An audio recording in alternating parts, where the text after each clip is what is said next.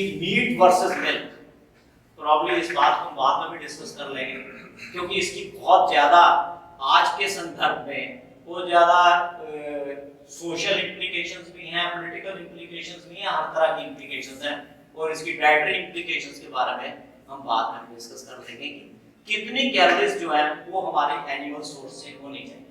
And from animal source of the 1800 calories, 1/3 of our calories are actually in under normal circumstances has to be from or are from animal source. Either you take it from milk form or you take it from meat form. That's a different issue. That has changed or evolved over a period of thousands of years according to the society, and the society has evolved in this whole ecosystem. Sir online sources की आपने बात की, कोई reliable online sources that Wikipedia is one thing, anything, any information which is available under Wikipedia is reliable. Any information whenever you go through, and there are good hospitals also, whether ये जो है China में तो अपनी कोई भी information available नहीं है, लेकिन जो एकेडमिक सेंटर्स हैं अमेरिका के, जो एकेडमिक सेंटर्स हैं अमेरिका के, उनकी जो इंफॉर्मेशन है, I have gone through it, it's fairly, and we have been learning, we have been taught in a way the Western world has learned.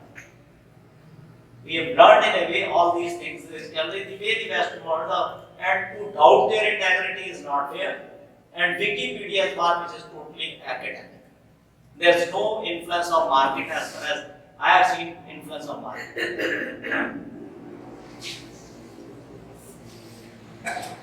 Doctor साहब भी आ जाइए, आप दोनों बैठ जाइए, माइक भी इसको। हाँ जी मैडम।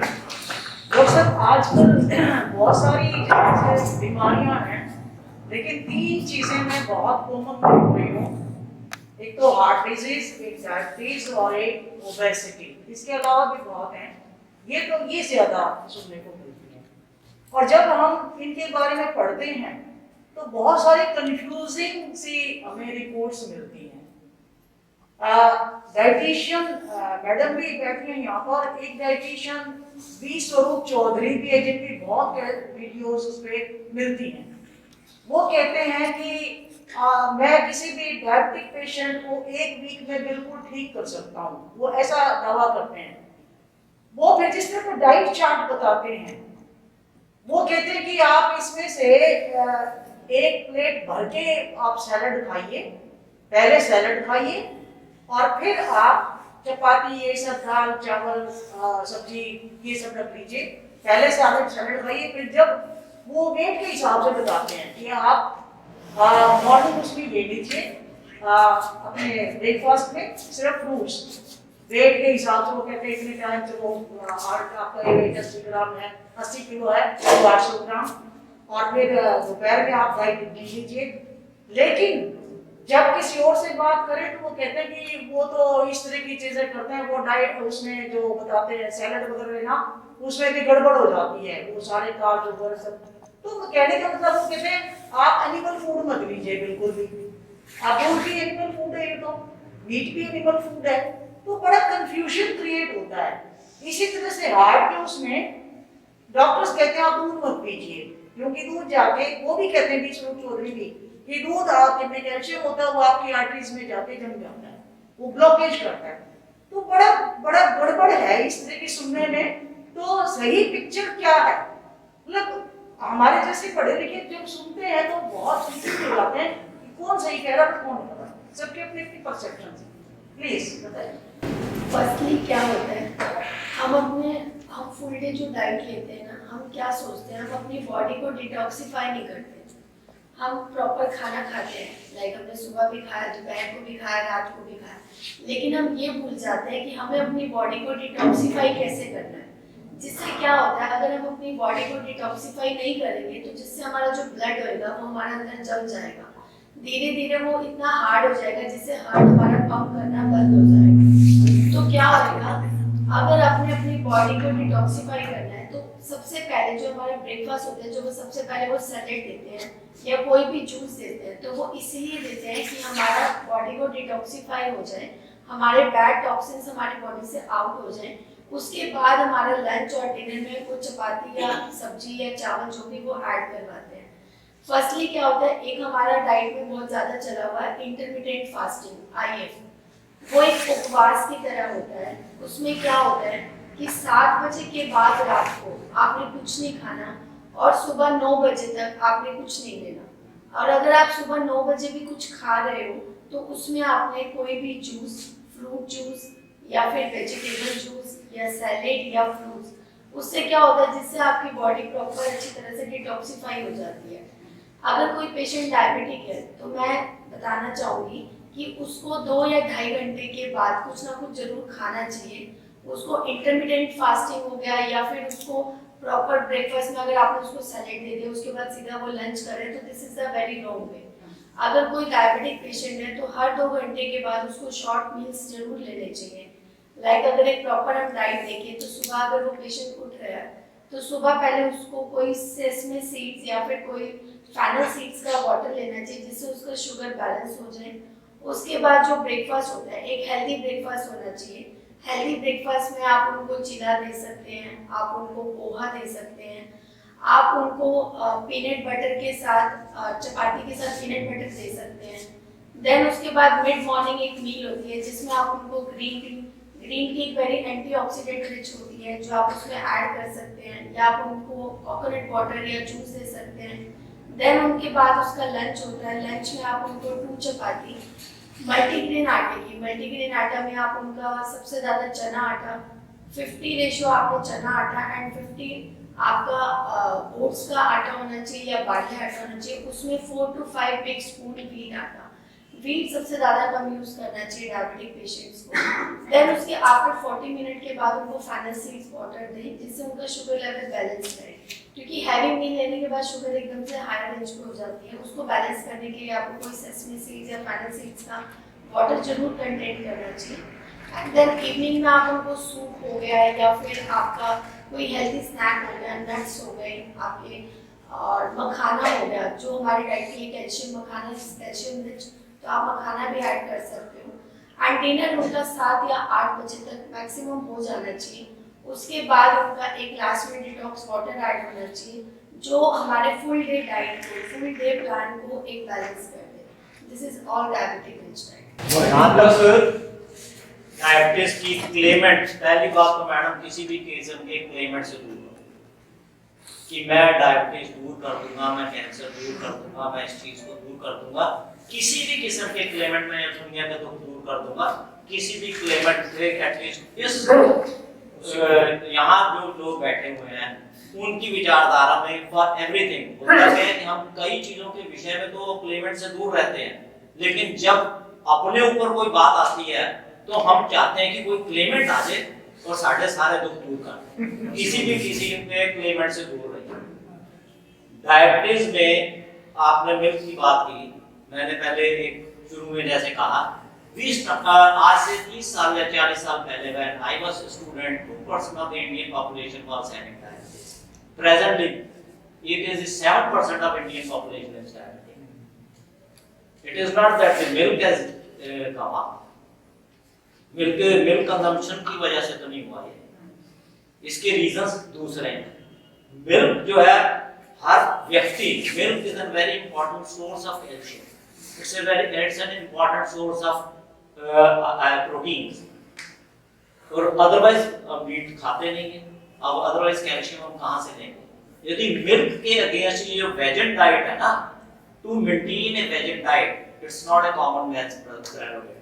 एंड इवन इफ इस तरह के फूड फैट्स जो हैं, यदि आप पिछले 50 साल की डाइटरी हैबिट्स के बारे में और डाइटरी एडवर्टाइजमेंट्स के बारे में देखें, देयर वाज अ टाइम जब बेबी फूड के बारे में बहुत एडवर्टाइजमेंट होती थी। तो इस तरह की चीजें जो है ये समय के साथ आती रहेंगी। हमें वो डाइट देखनी है जो पिछले 5000 साल से हम खाते हैं, ना कि जो पिछले 50 साल में इंसान की जो बुद्धि है। एक ठीक है, everything which has come up, which has been transmitted from generation to generation, may not be having some logic, and some of the things may be totally illogical, even may be harmful. जिस तरह कई बीमारियों के बारे में होता है, ये करो वो करो, हमें एज ए डॉक्टर बहुत उनके साथ कंट्राडिक्ट भी करना पड़ता है, कन्फ्रंट करना पड़ता है, उनको समझाने के लिए करना पड़ता है नहीं कि इसको मोती जा रहा है, इसका टाइफाइड का इलाज इसी तरह से होगा। Similarly for diet also, diet एक इम्पोर्टेंट आज का विषय तो बेसिकली डाइट का ही है। वी स्टार्टेड एज जो इंसान है वो एज हंटर शुरू हुआ था, जब उसकी डाइट का मेजर हिस्सा ही मीट था, तो हार्ट डिजीज उस वक्त नहीं थी, उस वक्त हार्ट डिजीज नहीं थी।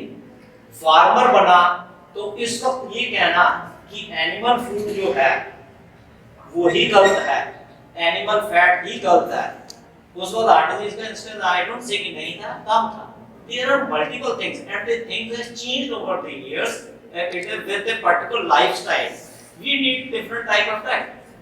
That's important. लेकिन किसी चीज को टोटली ये एट्रीब्यूट कर देना, हमारा जो यदि हम अपने दांतों की संरचना को देखें वो तो नहीं बदली, पिछले 50,000 साल से इंसान वही है जो होमो सेपियंस उसी तरह से है। तो उसमें हमारी डाइट का, हमारे अंदर मैस्टिकेटर भी है जो गाय में या भैंसों में होते हैं, हमारे इंसाइजर्स भी हैं, हमारे कैनाइन्स भी हैं। यदि हम उसको देखें तो जो हमारी डाइट का, this is a documented thing, nearly 32 to 38% diet of all the human beings on the earth is from animal source. अब एक पर्टिकुलर डिजीज स्टेट के अंदर तो हम उस चीज में मॉडिफिकेशन कर नहीं सकते अकॉर्डिंग टू आवर विजडम। और डिजीज क्यों हुई? Because the machinery is not able to do the metabolism. Metabolism is an energy producing system of our body. हमारी जिंदगी के तीन हिस्से हैं, वे I am living, I am to evolve, I am to reproduce. ये तीन हिस्से, इसके अलावा जिंदगी का कोई पर्पस नहीं। और उस प्रोसेस के लिए, लिविंग के लिए, उस इंजन को चलते रहने के लिए हमारा पूरा का engine right from mouth to our cellular and sub cellular level तक वो इवॉल्व हुआ, वो क्रिएट नहीं हुआ, वो evolve, that's a creation by evolution. वो एक मैटर से या एंटी मैटर से चल के आज तक की अगर हम बिलियन ईयर्स की हिस्ट्री देखें वो है। उस बिलियन ईयर की हिस्ट्री के अंदर जो भी प्रोसेस है, the details of which are different, ईंधन is an important part in for our body to work. उस ईंधन की फंक्शनिंग के लिए वो डिजीज, मेटाबॉलिक डिजीज इसलिए हुई कि उस पर्टिकुलर किस्म का मेटाबॉलिज्म हमारे सिस्टम का वो वीक हो गया।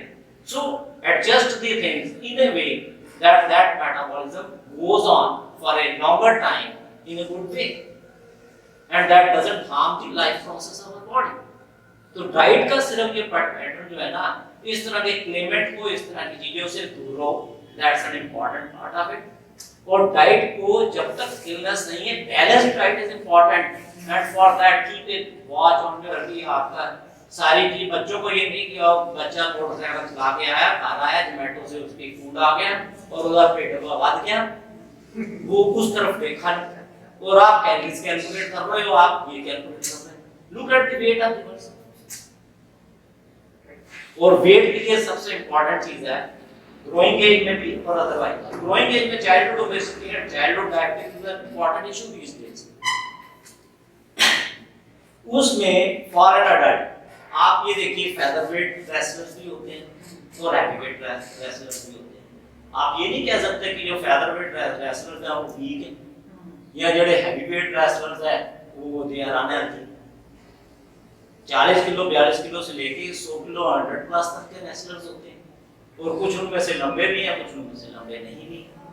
तो वो चीजें हैं फॉर उसके लिए हमें जो ये देखना है ना कि बंदा हैवी वेट तो है पर इसका मेटाबॉलिज्म ठीक है, उसके लिए देयर आर अदर पैरामीटर्स, वो मेटाबॉलिक सिंड्रोम के अंदर डिस्कस की जाती है। लेकिन जो इंपॉर्टेंट चीज है for population at large, height in centimetre -100, height in centimeter -100 is the upper limit of the weight I say. Asians में हम लोगों का क्योंकि body mass most of the population उसमें भी there are races जिनमें muscle mass better है, there are races जिनमें muscle mass कम है। तो उसके बाद उससे height in centimeter minus अच्छा फिर और उसका muscle mass लेवल ज्यादा है 100 height in centimeter -100, इससे ऊपर वजन ना। It doesn't give a guarantee that the person who is having this weight will not have a disease. still may be having metabolic disturbance. लेकिन एक पॉपुलेशन जिसमें आपकी जो 2% से 9% की डायबिटीज की और डायबिटिक रिलेटेड डिजीजेस का आप इंक्रीज देखते हो और या इवन कैंसर का भी इंक्रीज देखते हो रिलेटेड टू डाइट, वो काफी हद तक कम है। हाइट इन सेंटीमीटर माइनस है, यदि कोई 6 फुट का है तो 80 किलो से फालतू है तो फिर उसके लिए देखिए। और अदरवाइज एक अभी हम पॉपुलेशन की डाइट और वेट को एक इकट्ठे स्पेक्ट्रम में देखते हुए और अदरवाइज अनीमिया को देखते हुए या अदरवाइज डायबिटीज को देखते हुए अदरवाइज हाइपरटेंशन को देखते हुए, वो चीजों को देखते हुए if a person is looking healthy, उसको देखते हुए जो चीज सोशली आज की तारीख में जो है वो ओबेसिटी, अब एटलीस्ट कॉज ऑफ कंसर्न अभी भी हिंदुस्तान में अनीमिया के पेशेंट बहुत हैं because of unawareness also and because of unavailability of healthy food also. Don't say कि वो illnesses नहीं है, लेकिन ये भी एक बहुत बड़ा पार्ट है। Obesity is a new concern about which we are not concerned. It's a new concern about which we are not concerned, which has happened recently over the last, I'd say, call it recently, for which the most of the people sitting here are concerned. Anemia is equally important, it is more important. Iron, giving iron is very important. But milk is a complete. Milk is a, मैं जब बच्चा था तो मेरे father मुझे कहते थे, he was not a medical graduate but he was a science graduate, कि milk is a complete diet but it is deficient in two things, vitamin C and iron. Milk is a complete diet और milk versus meat की जब बात आ रही थी तो उसमें मैं कहना चाहूंगा कि मीट में आयरन है, विटामिन सी हमेशा ग्रीन लीफी वेजिटेबल्स में या इट्स बेसिकली प्लांट सोर्स है, उसका एनिमल सोर्स नहीं है और उसमें after heating it gets destroyed. कोई भी विटामिन सी, हम आंवलों की बात करते हैं कि it's rich in this thing, आंवले की चटनी खाइए, लेकिन आंवले को जब आपने गर्म कर दिया तो उसका विटामिन सी खत्म हो। आजकल विटामिन सी डेफिशिएंसी के मैंने अपने कैरियर में सिर्फ एक पेशेंट देखा है, वो भी लगता है he was during human trafficking, वो किसी रशियन बाल्कन स्टेट में फंस गया, वहाँ जेल में रहा, तो वहाँ पे उसकी डाइट जो थी it was basically vitamin C deficient, वो एक पेशेंट देखा, अदरवाइज it doesn't happen। लेकिन vitamin C is an important, ये मैं जस्ट ऑफ द ट्रैक, आपको कई चीजें सब ऐसी लग रही होंगी जो ऑफ द ट्रैक है, मैं इसलिए कह रहा था कि जो आपके प्रश्न है वो आए। तो vitamin C, all those who are sitting here, उनके लिए vitamin C for academic purpose also and otherwise also, it has got only plant source, it has got no animal source. Iron का जो मेन कंटेंट है it's meat, it's not egg, it can be meat, it can be egg, or it can be cereals, it can be certain fruits also, वो आपको देख के मिल जाएगा। आटा जो है वो छानना नहीं है, आटा छानने के बाद उसका आयरन कंटेंट आप उसके कवरिंग में होता है, वो कम होता है। मिल्क की जहाँ तक बात होती है जब भी, तो हमारी नेशनल प्रोडक्शन जो मैं पेशेंट्स को कहता हूँ, हमारी नेशनल प्रोडक्शन जो है that is 500 ml of milk per person, ठीक है, 500 ml। तो milk in any form, if you are taking 500 ml, that doctor will tell us कि वो हमारे को कितना कैल्शियम प्रोवाइड करेंगी, वो हमें कितना प्रोटीन्स प्रोवाइड करेंगे, गुड बायोलॉजिकल वैल्यू प्रोटीन, वो हमें कितना प्रोवाइड करेंगी और कितने हमें कार्बोहाइड्रेट। रफली जो है वो मिल्क है it contains around 190, cow milk में कम है 90 to 130 to 150 कैलोरीज पर 100 ग्राम पर 100 ग्राम। Am I right? Roughly. So if one is taking say half kg of milk in a day and is taking about 500 calories, so 1/3 to 30% calories होती हैं animal source. मेरे साथ problem ये होती है कि we are living in a society, let's be little relevant, या बच्चा तो कुछ खाता ही नहीं, मैं तो कुछ खाता ही नहीं, मैं कहता हूँ भाई आप खाते दूध कितना लेते हो, ये दूध तो 1.5 किलो रोज हो जाता है, अगर 1.5 किलो में देखिए तो जितनी पूरी रिक्वायरमेंट है कैलोरीज की तो पूरी हो गई, 1.5 किलो दूध जो ले लिया वो तो पानी समझ के पी लिया, अगर कैलोरी रिक्वायरमेंट खाया नहीं। अब आप ये बताइए कि आपकी हाइट, वेट, बाकी जो पैरामीटर्स हैं वो कैसे हैं। अब वहां पे ये विषय आता है कि क्या इतना मिल्क लेना जस्टिफाइड है या नहीं है। अब यहाँ पे whether the I'll say masses wisdom works or don't work, मेरे ख्याल से इतने ज्यादा मिल्क की जो है it might cause little more harm, जो हमें उसको याद हो, आप उसको हर minor parameters को आप which are not really translated. Milk 500, 600, 30% से आप ज्यादा से ज्यादा 50% कैलोरीज तक कर सकते हो। तो वेस्टर्न वर्ल्ड के अंदर जो कैलोरी कंजम्पशन है from animal sources nearly 50%, may be even more than, लेकिन 30 to 50% से ज्यादा एनिमल सोर्स से कैलोरीज लेना will be unhealthy. Am I right? Doctor साहब सिर्फ दूध आधा किलो या दूध से मिल्क आप में जैसे दही lassi paneer milk in all forms, milk in all milk in all forms, दूध दही लस्सी सब मिला के आप 500 से 700 कर सकते हो। आपका जो अगर मालूम है 500 पर वैसे का है वो 600 हो, तो आप थोड़ी ज्यादा मतलब 50% तक ले सकते हो। लेकिन अजय दूसरी चीज जो बंदे की पहली है at the level of likes, आप मैं 2% से 7%, मैं 2% से 9% तक जो इंक्रीज इन डायबिटीज और उसकी बात ज्यादा कर रहा हूँ, उसका रीजन पहले हाली होता सीगा, हाली कभी मोटा नहीं सी होता, हाड़ी भी पाड़े भी कभी मोटा नहीं हुआ करता था। उसका वो उसका पेट और छाती एक होते हैं, सवेरे 4 बजे उठ जाया करता था और वो घी भी खाता था, सब कुछ खाता था। तो मैं उन लोगों को ये कहता हूँ यहाँ पे, जिस दिन आपने अपने ट्रैक्टर में डीजल डलवाना शुरू कर दिया तो आपको घी खाने का अधिकार छूट गया आपका, या तो उसमें डाल दो या उसमें डाल लो। और अब आप खेत में भी जाते हो तो मोटरसाइकिल पे जाते हो, घर पे वहां जाते हो तो आप मोटरसाइकिल पे जाते हो। This is what is the reality. हम जितना मर्जी कहें, समाज की रियलिटी इस प्रदेश में 60 to 70% लोगों की यही है। और इन स्पाइट ऑफ दैट उनके घर में, ये नहीं मैं कहता कि उनके घर में अनीमिक व्यक्ति नहीं है, उनके घर में अनीमिक भी है, लेकिन उस केस में अनीमिया होना वो उनकी अज्ञानता, उसमें अनीमिया होना उनकी डेफिशिएंसी नहीं है, वो उनकी अज्ञानता। और एक डिनायल है, डिनायल मेरे को ये लगता है ओवर द इयर्स, जो पिछले 70 सालों में हम जब भी कभी बात करते हैं किसी भी विषय, तो एक डिनायल मोड ये होता है, वो पेशेंट रोड पे हो या खाने के हो या अक्रॉस द टेबल से मैं इस चेयर पे बैठा हूं, पेशेंट उस चेयर पे बैठा, for majority of the people वो ये सोचता है कि मेरे अधिकारों का हनन होता है। तो हमें एज ए प्रोफेशनल मेरा यही होता है कि उसको ये ना हो कि उसके ज्ञान और उसके अधिकारों का हनन। छोटी छोटी चीजें होती हैं, बड़े जो बिल्कुल वो ऊपर तो नहीं जाएगा, वो कहेगा मेरे यार आज तक बचपन में मेरी मां ने मैंने दूध पिलाया, सब कुछ पीता है, दूध के गैस कैसे फूट रहा है, ये घी के गैस कैसे फूट रहा है, वो नहीं नाराज हो जाएगा, उसकी मां नाराज हो जाएगी, ये तो खाती काट नहीं। 32 साल का लड़का है, डायबिटीज है, ढिढो का चूड़ा होया था, मैं कहता हूँ तू खा था, और हाइट उसकी 5 फुट 6 इंच है, और मैं उसको डाइट के बारे में समझाना चाह रहा हूँ। सबसे पहली चीज तो समाज को इस विषय के बारे में अवेयर कराना है। और इस मंच से मैं यही कहना चाहूंगा कि जिनकी सामाजिक निकटता हम लोगों से शायद ज्यादा है, कि इस चीजों के बारे में अवेयर कराना भी उतना ही जरूरी है कि वो इन चीजों को समझे।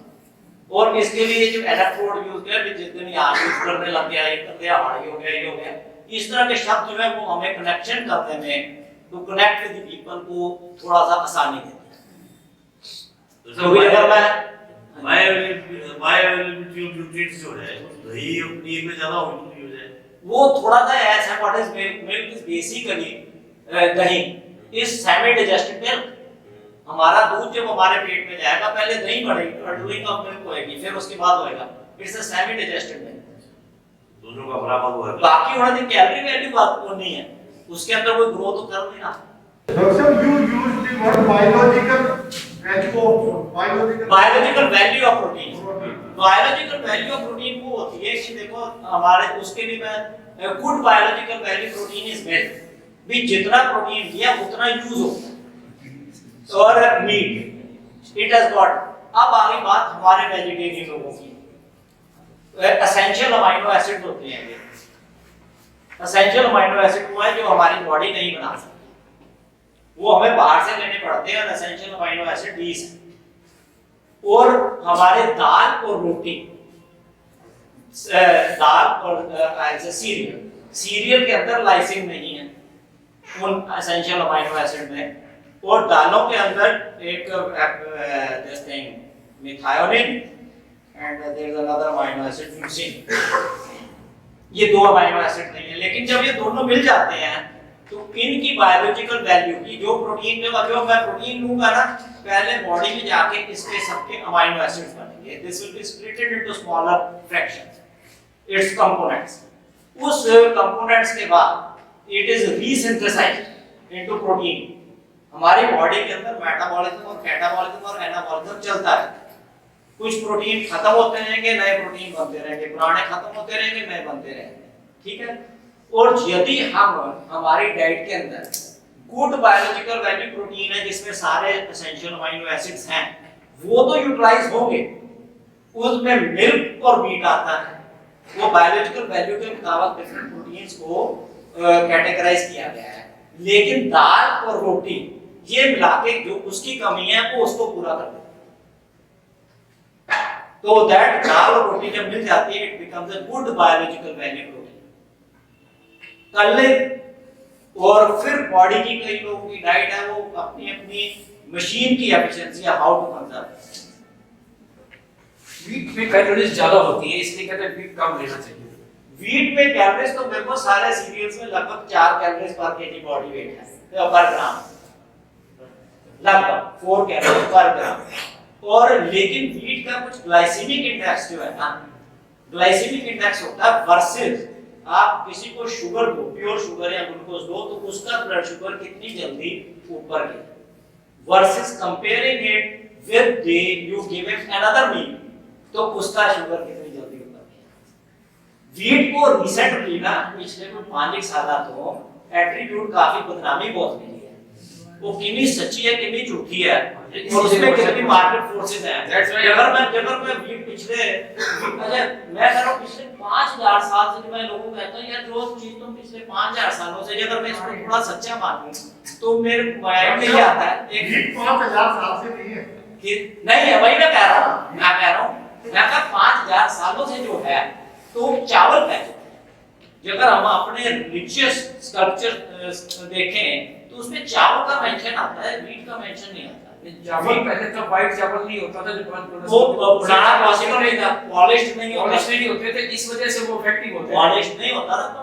अब वो कितना देखो, ये सारी चीजें ना, अच्छा वीट पिछले 500-700 साल से तो शायद ज्यादा हो गए होंगे, 200 साल से ही है 200 साल।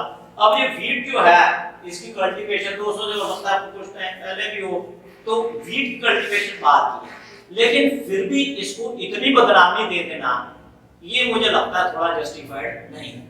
आप जो है वीट को बदनाम, उसकी इंपॉर्टेंस ज्यादा दी गई है। किस चीज ब्लैक राइस, ब्लैक को तुम खा लो, ब्लैक राइस खा लो, तो दैट उसमें थोड़ा is the best rice available. देखो ऐसा है कि ओदा ग्लाइसेमिक इंडेक्स को उसको थोड़ा सा 4-5 का फर्क पड़ता है, रफेल पड़ जाएगा जो आप मेडिसिन जो है that will take little more time to digest and it will have fiber content into it. और फाइबर जो है वो apart from giving a sudden surge in a sudden increase in the glucose level, fiber content is otherwise also healthier for the prevention of cancers of intestine. Fiber content is supposed to be healthier for prevention of cancers of intestine.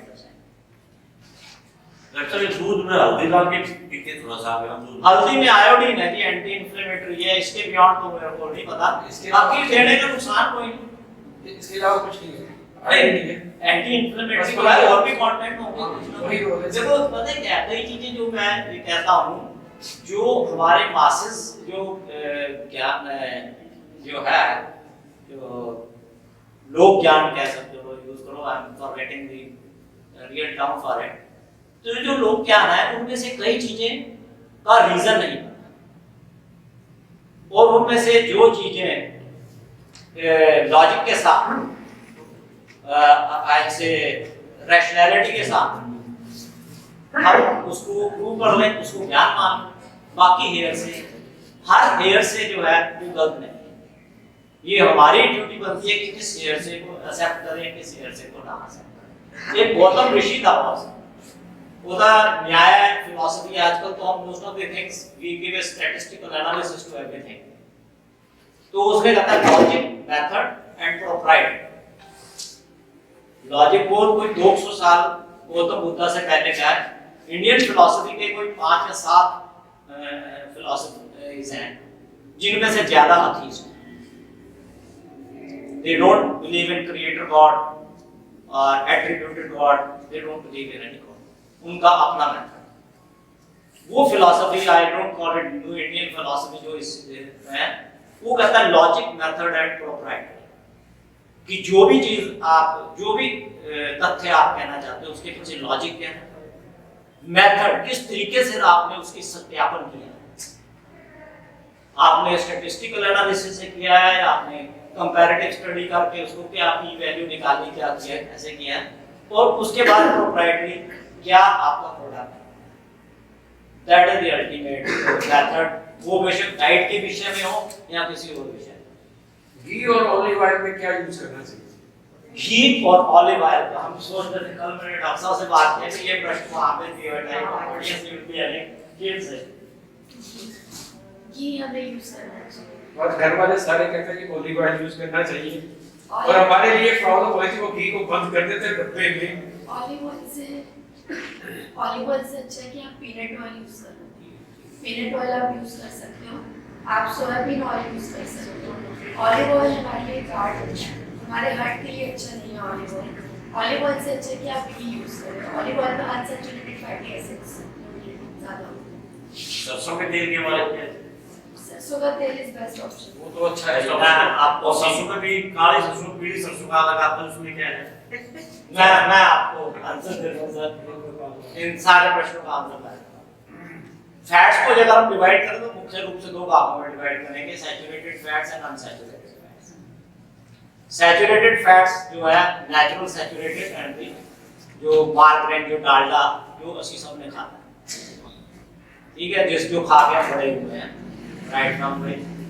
जो फिर Dalda is supposed to be the unnatural saturated fats is supposed to be the worst for health for heart diseases, heart and vascular diseases। जो artificially saturated fat Dalda या रात को हुआ करता था, that is the worst for health, most harmful for your heart। फिर unsaturated natural fat is good, but vis-a-vis उसके comparison में जो unsaturated fats है वो better है। अनसैचुरेटेड फैट और सैचुरेटेड फैट का एक नॉर्मल डिफरेंस जो है कि वो एट रूम टेम्परेचर सॉलिड है, वो एट रूम टेम्परेचर लिक्विड। उनके अंदर अगर बॉन्डिंग का फर्क होता है, वो रूम टेम्परेचर के ऊपर लिक्विड है, वो रूम टेम्परेचर के ऊपर सॉलिड है। और फिर उसके कंपैरिजन में बैलेंस दोनों का आपको सैचुरेटेड भी लेते हैं और हमें अनसैचुरेटेड का दोनों का बैलेंस चाहिए।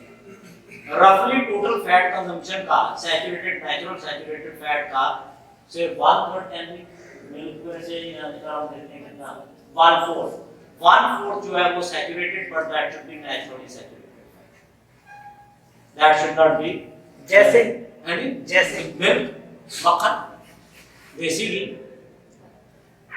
व्हाइट बटर, ठीक है, वो हो गया। अब आ गया रफली 1/4, उससे ज्यादा नहीं होना चाहिए, वो हार्मफुल है। फिर आ गया जी रिफाइंड ऑयल। रिफाइंड ऑयल जो है वो अनसैचुरेटेड फैट जो होते थे, ऑयल जो होते थे, उनमें पंजेंट आफ्टर सम टाइम वो खराब होगा, उसमें स्मेल आने लग जाती है, उसकी शेल्फ लाइफ कम है, शेल्फ लाइफ उसकी कम है। और दूसरा इन्होंने ये कहा कि ये अनसैचुरेटेड है, और अनसैचुरेटेड क्योंकि सेहत के लिए अच्छा है तो आप रिफाइंड ऑयल यूज करो, आप घी मत यूज करो। उसका ये था कि वो शेल्फ लाइफ ऑफ वो इंसान के लिए इतना बेनिफिशियल नहीं था, क्योंकि नेचुरल ऑयल के अंदर other than having unsaturated fat there are certain other things which were useful for the body। लेकिन जब आपने उसमें से उस प्रॉपर्टी को निकाला कि इसकी फाउल स्मेलिंग और डीजनरेशन, उसकी शेल्फ लाइफ बढ़ी, वो पार्ट तो ठीक है लेकिन अनसैचुरेटेड है, तो उसके जो यूजफुल इफेक्ट अनसैचुरेटेड होने थे उसमें से कुछ न्यूट्रलाइज हो गए। तो उसके कंपैरिजन में untreated unsaturated fat is better than treated or refined, chemically refined refined तो केमिकली ही होगा, उसमें से कुछ सब्सटेंसेस, कुछ वाइटामिन एसेंशियल फैटी एसिड निकल गए, कुछ वाइटामिन के निकल गया, टोकोफेरोल, कुछ इस तरह से केमिकल्स हैं। डॉक्टर साहब, हम ये पिछले कई सालों से मैं ऑर्गेनिक किसानों का सरसों का तेल ले रहा हूँ, और ये जो शिकायत आमतौर पे आती है कि तेल में पंजेंसी हो जाती है, वो जो अभी आप कह रहे हो, तो उस तेल में बिल्कुल कोई पंजेंसी नहीं होती। हाँ, उसका भी ये है जो हमारे तो नहीं थी, नहीं वो एफर्ट के अलावा कोई अच्छा तेल मिलता ही। उसके बारे में मैं एक चीज और ऐड कर रहा हूँ, जब हम इसको रिफाइन करते हैं तो उसमें से फर्टिलाइजर और इंसेक्टिसाइड्स भी निकल जाते हैं, वो एक एडवांटेज हो सकता है। लेकिन जो नेचुरल कुछ कंपोनेंट्स है वो हो सकता है, जो आप ये कह रहे हैं स्मेल, जो इंसेक्टिसाइड की जो स्मेल होगी ना, वो पार्ट नहीं होगा। लेकिन जो ऑयल के as a matter of its own chemical nature, कोई स्मेल नहीं आती, वो उसकी शेल्फ लाइफ जो है वेस्ट शेल्फ लाइफ भी बहुत है। साल में तो एक ही बारी में जब किसानों का नुकसान होता है, consumption of fat after PTC PTC आपका वही चीज, अगर प्रिकॉशन ले रहे हो तो थोड़ा कम कर दो। आप अगर मान लो टोटल कैलोरीज का 20% ले रहे हो, रफली 60, हिंदुस्तान में तो बात आप 60% से कम कार्बोहाइड्रेट ले ही नहीं सकते। 50 जितना मर्जी कह लो, 60% से कम कार्बोहाइड्रेट, बल्कि 70% में होगा। और हिंदुस्तानी की डाइट का तो 70% पार्ट कार्बोहाइड्रेट से।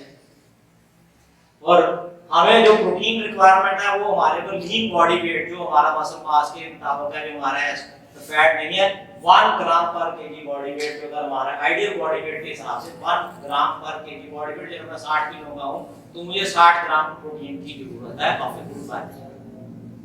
60 किलो के बंदे को 60 ग्राम की हमें जरूरत है। और अपना वेट थोड़ा आइडियल कितना करो, आइडियल वेट एक तो ये है। एक जो मैंने मेथड अपनाया हुआ है, whether she agree with me probably or will correct me, मैं कहता हूँ जब तुम 16-17 साल के लिए जब 10वीं की थी तेरा वजन कितना सीखा, बहुत कम था भाई जो था उसके बाद मसल्स नहीं बनते, उसके बाद जो इकट्ठा होता है वो सारा चर्बी इकट्ठी होती है, पर थोड़ा होता है उसका पानी इकट्ठा होता है। जब आपने एक पर्टिकुलर हाइट अटेन कर ली, जब उसके चलो 6 महीने 7 2 साल और लगा लो, उस वक्त जो वेट हुआ है उसके बाद जो इकट्ठा हुआ, that was your ideal body. आप ये हाइट सेंटीमीटर के फार्मूले के अलावा अब वो फीमेल्स के लिए इन particular, female is married with a weight of 52 kg, वो कह रहे हैं सिजेरियन हुआ था उसके बाद वो 80 किलो की हो गई पर child birth after the during the say pregnancy roughly 10 kg is recommended to increase in weight और a healthy child 10 kg। लेकिन उसके बाद जब लैक्टेशन वगैरह कंप्लीट हो गई है, पर child birth 1 kg increase in weight is permitted.